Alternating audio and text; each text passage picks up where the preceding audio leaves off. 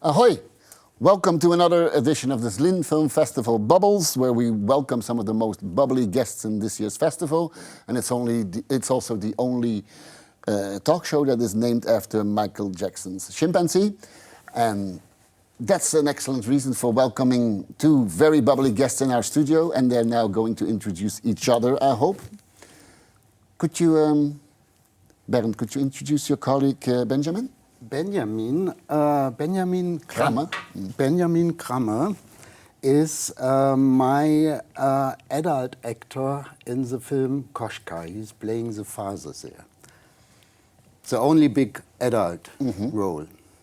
So the big adult can now introduce Bernd. Bernd Sahling, a very famous and great director for children's movies in Germany.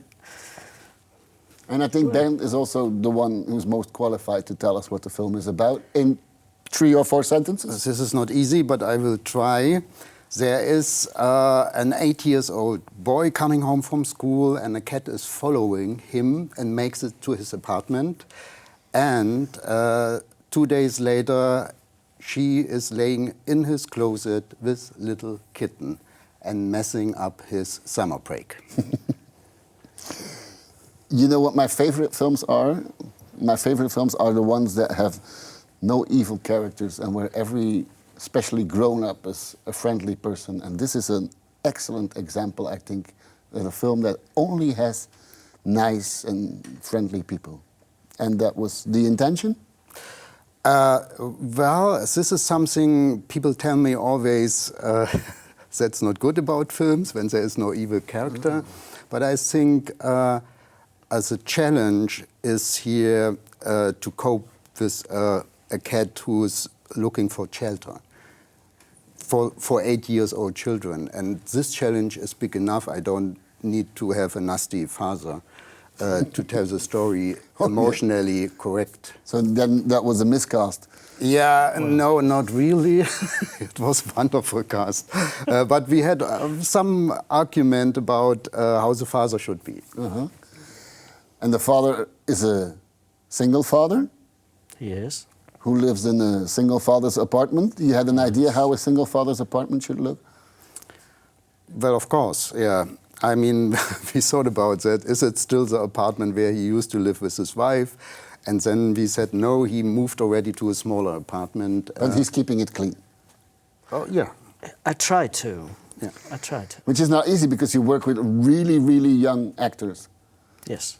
I can't remember that I ever saw one of your films, Bernd, that has such a young cast, including the father, of course. Of course. No, I never did that before, working with 8-year-old children. And this is really new for how can we fulfill our schedule? Because children in that age, after lunch break, they often are already through.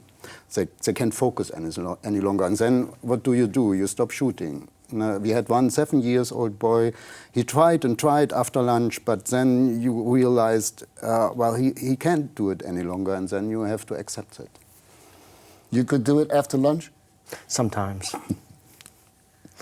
But how was it for you to work with such a young cast? And I should say that I really appreciate the tone that you have in the film, you as a father with a very earnest son. He's a very serious kid, and you find a great tone to talk with each other. It was really easy to play with them.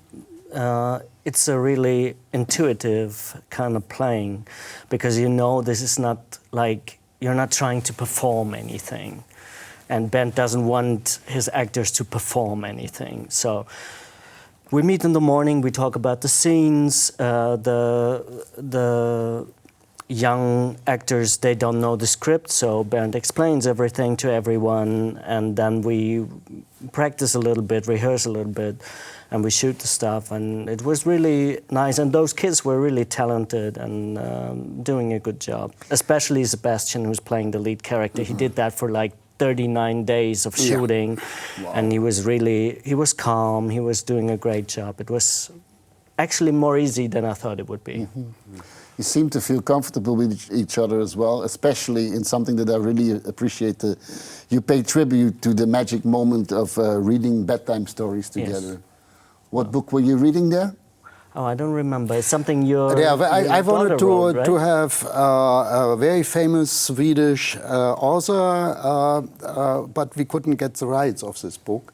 And then I have a daughter, or we have a daughter who's 21, and I asked her to write the two stories, this with a pirate and this with a lost cat. And she did it in 2 hours, and that's from her. Of course, it was gendered, so there are two mothers and so on. Like this generation is always trying to do it in another way, but she's the author. Cool. Well, of course, the superstars of the film they have 4 legs. How was it to work with those superstars? I knew it in advance that cats never do what's in the script. That's why we liked it. Yeah, so there's one wonderful scene there where the cat should go to the fridge and the boy is showing what she could eat, and we tried and she didn't do that. Instead, she was jumping to the sink and messing up their picture from the wall and everything. So we reshooted it after that, what we got with the boy, that it fits to the scene. Yeah, and we had a second unit for wherever we could. We separated the cats' shots from the work with the children.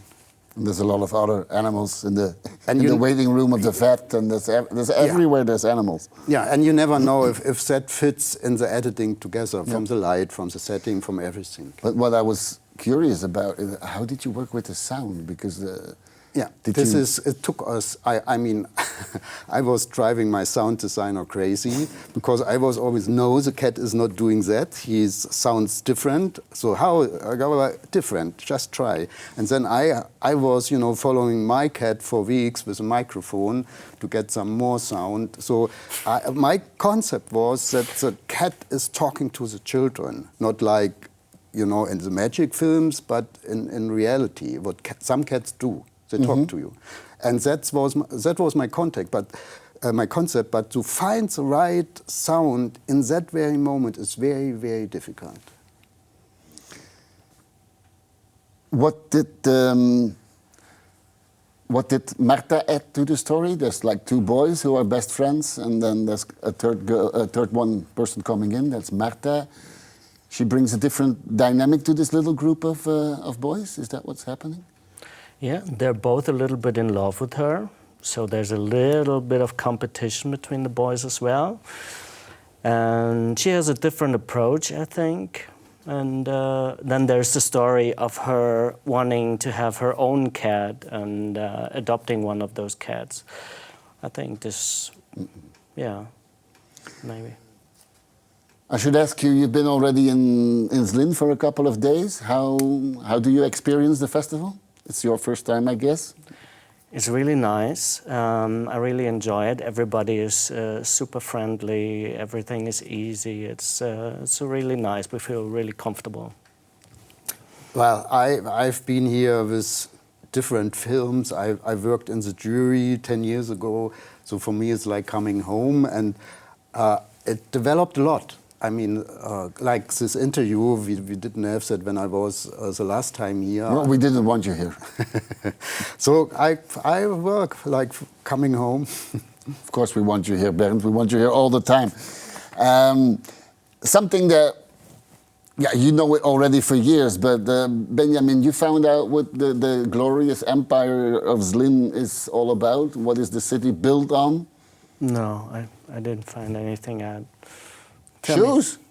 Shoes? Shoes. Butter shoes. It's all about shoes. And that's why we ask all our guests here in the festival bubble to put your foot on the table and show us the shoes that you're wearing and tell us about what is the story behind your shoe.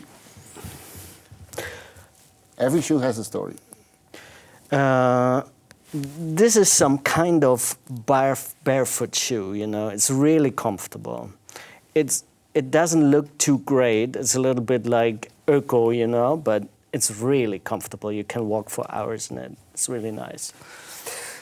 Those shoes aren't that comfortable, but usually I go with sneakers, but exactly for the festival where you have to be, dressed a little bit more formal, I bought those shoes and I like them.